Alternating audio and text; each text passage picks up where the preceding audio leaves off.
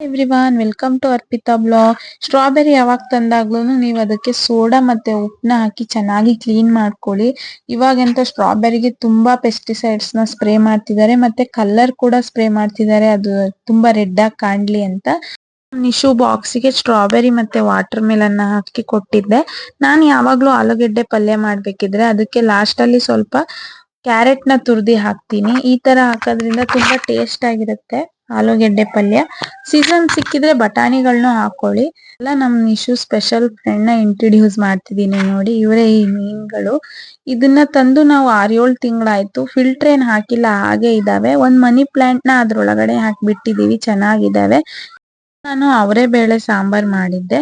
ಆ ಅವರೇ ಬೇಳೆ ಸಾಂಬಾರ್ ಮಶ್ರೂಮ್ ಕೂಡ ಹಾಕಿದ್ದೆ, ತುಂಬಾ ಚೆನ್ನಾಗಿತ್ತು.